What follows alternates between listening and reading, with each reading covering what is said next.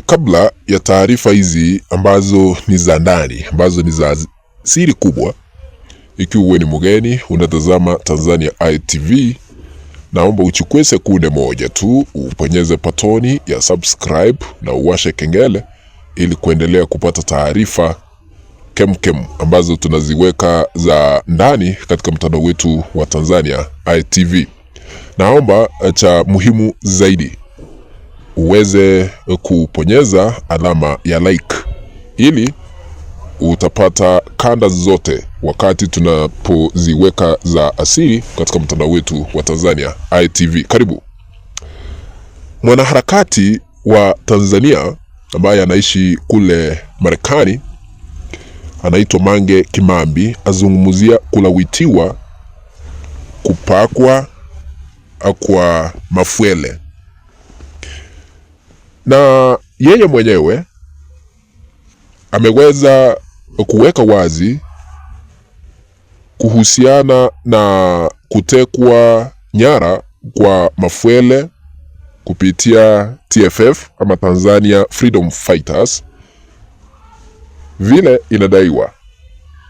Lakini sasa ameweka wazi kuhusiana na hayo, na tuliweza kufanya uchanganuzi tukaeleza kwamba wale ambao wajui, Faustin Mafuele ni afisa mwandamizi wa jeshi la polisi katika taifa la Tanzania, na yeye ndiye alikuwa anaongoza kikosi cha kuwaua Watanzania na kuwateka nyara, kisha baadaye wengine kulawitiwa chini ya ulinzi wake ama usimamizi wake.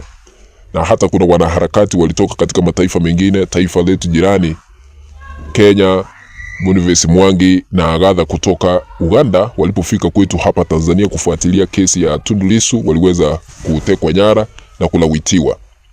Sasa tukaambiwa ya kwamba habari za ndani kwamba Mafuele naye amefanyiwa mambo hayo baada ya kudaiwa kwamba ameweza kudaiwa kutekwa nyara na makomanda wa jeshi la wananchi Tanzania wakishirikiana na TFF ama kikundi kile ambacho kinajiita Tanzania Freedom Fighters. Baada ya kumteka nyara, aliweza kulawitiwa au kupakwa vile amekuwa akifanyia wengine kulipiza kisasi.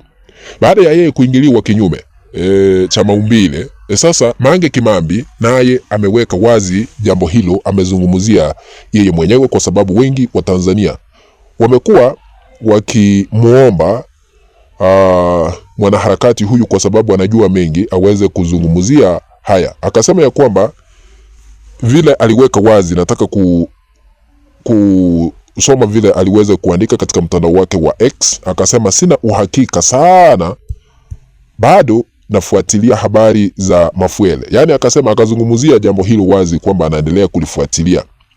Akasema kwa vile mumetaka kama Watanzania wote niseme kitu juu ya maneno yanayosemwa juu ya Mafuele, ni hivi: mimi personally sidhani kama hizi habari zina ukweli wowote. Ni wiki sasa najaribu kuziconfirm kwa sources zangu za polisi, jeshi na serikalini, na kote wanasema jamaa yuko poa, hakuna lililompata. Kuna sources zingine zinaniambia ni wape muda wa confirm, so I'm still waiting. So mkiniuliza mimi personally, nitawaambia habari sio za kweli, sababu tu sijaweza kuziconfirm popote pale. Wanaoniletea habari wanasema wametumiwa video kwa view once. We utumiwe video ya kuview once ya Mafuele anapelekewa moto, si utampora mtu yoyote simu yake ili urekodi kwa juu.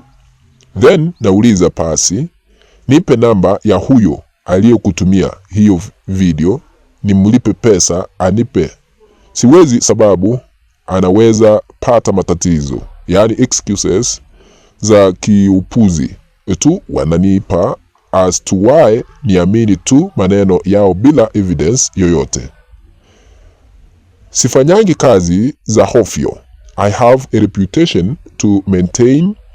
Bora habari inipite kuliko kuruka na habari kubwa kama hiyo, and I cannot confirm it beyond a reasonable doubt. Akamaliza akisema kwamba sisemi mimi ndio niko right na wengine wako wrong. Yawezekana wao wamepata sources nzuri zaidi yangu kwenye habari hii. Nasubiria hizo sources za mwisho zinirudie. Mkiona kimya, jueni sijapata confirmation yoyote. Ila if you ask me, hii habari ya Mafuele ni kama zile habari za kina Kikwete kufa zinavyosambazwa na kushika moto mpaka mtu anadhani ukweli. But that is just my thoughts. Ameandika Mange Kimambi katika mtandao wake wa X. Sasa alikuwa anazungumzia na kuweka wazi kuhusiana na madai ya Mafuele kupakwa.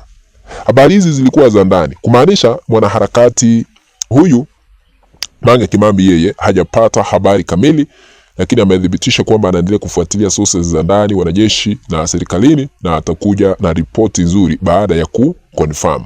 Na inabainika ama iliweza kusemekana ya kwamba Mafuele aliweza kulawitiwa, kutekwa nyara, hayo yote yakafanywa, na kuna taarifa ambazo tuliweza kupata kutoka mwanaharakati mwingine, tukaambiwa ya kwamba mke wa Mafuele ameweza kutoroka taifa la Tanzania kuelekea taifa lile la South Africa, ukipenda Afrika Kusini, kwa kuhofia maisha yake na kwa kile ambacho kinaendelea katika taifa la Tanzania.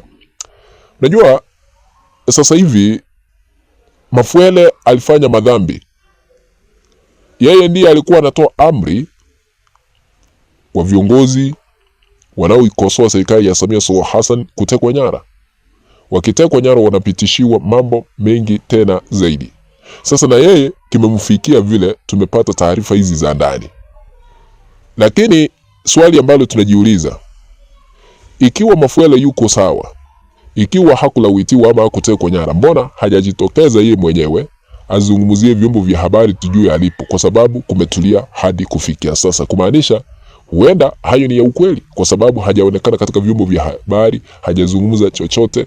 Kwa hivyo angejitokeza tu ili iwe rahisi kujua ukweli halisi wa mambo, na yeye akatae hayo, aseme hayo ni hofyo ama mambo hayo sio ya ukweli, ndio tuweze kudhibitisha kwamba hayakuwa ya ukweli. Lakini kuna kikosi ambacho ni cha TFF, Tanzania Freedom Fighters, wametangaza hatari kubwa katika taifa la Tanzania. Walisema wataanzia maafisa wa polisi, wamalizane nao ili iwe rais hata kumngoa Rais Samia mamlakani. Wanataka kulipiza kisasi hasa kwa yale ambayo yalifanyika katika taifa la Tanzania 29 Oktoba mwaka uliopita. Lakini tutaendelea kufuatilia taarifa hizi za ndani tukiwa hapa Mbeya, na tutaendelea kuwajulisha. Naomba kutamatishia hapo, lakini ikiwa hauja subscribe, chukua sekunde moja ya mwisho, uponyeze batoni ambayo ipo pale chini na uwashe kengele. Tukutane katika kanda ya baadaye. Kwaheri.